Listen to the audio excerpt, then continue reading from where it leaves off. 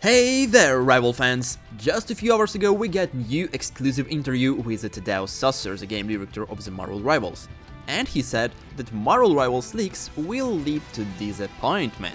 So let's see what he meant. In an interview of an upcoming episode of the new Video Gamer podcast, Sasser discussed the issues with data mining and leaks in the current era of the games. Huge features for live services games such as Helldivers 2, clan system get leaked early by data miners hunting for the new information, but as Sasser explains, sometimes these leaks only lead to disappointment. Marvel Rivals leaks will lead to disappointment, he said. In the interview with the Video Gamer, Sasser explains that data mined will always happen as soon as a version of the game is available online. By the time this build is live, developers will know exactly what content will leak, and that's a huge pain for the developers. It's a really big deal, Sasser explained. Think about this in this way. Would you rather find out about the uncertain leak you're not sure about and then gets confirmed weeks later and then adapts in the game in 3 months? Or would you rather have something that drops at the beat that tells you, hey, your favorite new character is coming and it's available tomorrow? I know which one I prefer. There's another potential risk, might be getting hyped up for something that doesn't make it. Data mine is an incredibly popular way to so-called leakers to reveal potential upcoming content. For example, one recent data mine of a Halo Infinite update revealed a potential new weapon, but older data mines revealed tons of scrapped content that never released. As Sasser explained that the game development is iterative, so not every weapon, character, map or ability references in a file will release. We iterate all the time and sometimes things we iterate then don't go into the games, he explained. You iterate, you go. This wasn't good enough. It get cut. And so that's another potential risk, you might be getting hyped up for something that doesn't make it. As Sasser explains, scrubbing references from any data miners is now an important task for any live service game. Part of the QA service, a team of developers are tasked with removing references to upcoming features, maps and event characters, the latter being of the utmost importance for a game playing with a Marvel license. Anytime you work with an IP as big as Marvel, there's going to be things that nobody should know, right? The game director said. There's going to be stuff is important and you should know, and so, of course, we'll go through the scrub everything from the game about any of those possible references and remove those from the actual content we put on in the game because when we put it out, there's somebody will find it. They'll go through the files and data mine it, so it's very diligent about going through all of the content, all the data, and making sure that anything released only had the things that are approved to be released. It is a lot of work because, as you can imagine, it's a huge game, and there's a lot of people working on it, so that content needs to be swept constantly. So, I'm not really sure how to react on this one.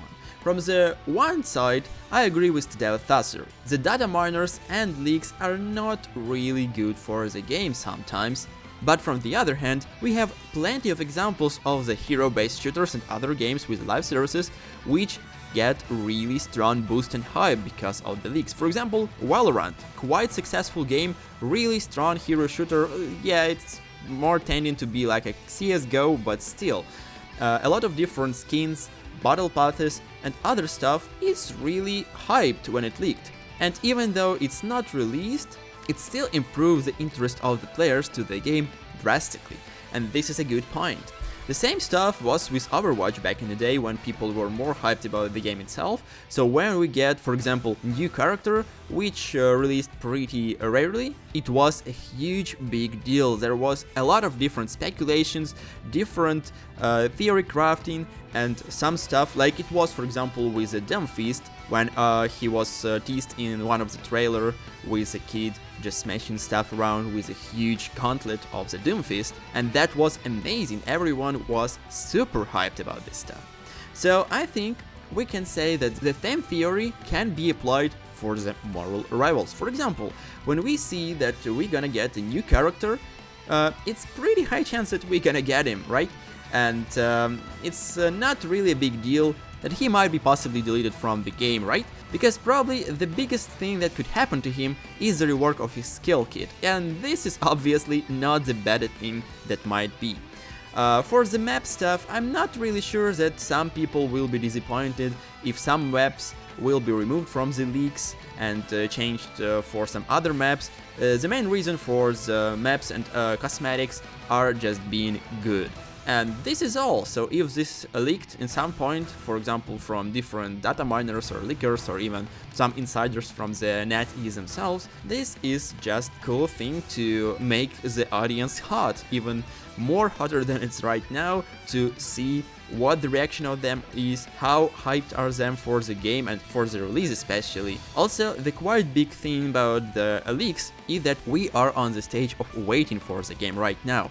And from what we can see so far, there's almost 1 month until release, and we don't really get any marketing info. No advertisements, no cool crucial showcases of the game, some cool events worldwide. I mean, yeah, we get some stuff for China, but that's not really the same as a worldwide, right? We all want to see more, and the only source we can get it from, can you guys guess it? Yes, of course, it's leaks, data mine content, and sometimes exclusive interviews like this one, which is pretty wack to be honest, because we don't really get any new info from it. With that being said, I think that we need more official announcements. If Marvel Rivals developers don't want to get some content leaked, they can provide some cool stuff. For example, battle passes. I'm not sure that a lot of people will be super disappointed if it gets leaked early, for example 1 week before the release in the game for a season, but still, if the developers want to show us what is already proved and what is already coming to the game at some point, they can just announce it. For example, if they would show us a few heroes that are coming to the game on the release, like 100% coming to the game, and for example present some amazing iconic characters like Deadpool or Wolverine, I think it would be just a huge pro for the game, not just some disappointment for people, right? As we previously saw with some games like Multiverses, Concord and other games, the lack of information before the game's release, the lack of leaks, lack of news is really bad thing for the game, which is new, because no one getting hyped, no one is interested, and even now, with the really recent Dragon Age Wildguard release, no one is really care about the game, and this is super sad. Even if the game turned out to be really good, without the proper marketing, we're gonna get just a huge flop probably. And only in a few years after the release, the game might get the attention it deserves. And this is what I want to prevent for Marvel Rivals to happening. So yeah, anyway, tell me your thoughts about this one. What do you think about the leaks? What do you think about this Assassin interview? I would like to know, tell me in the comments. And if you're here for the first time, be sure to subscribe on my channel for more amazing Marvel Rivals content. See you guys!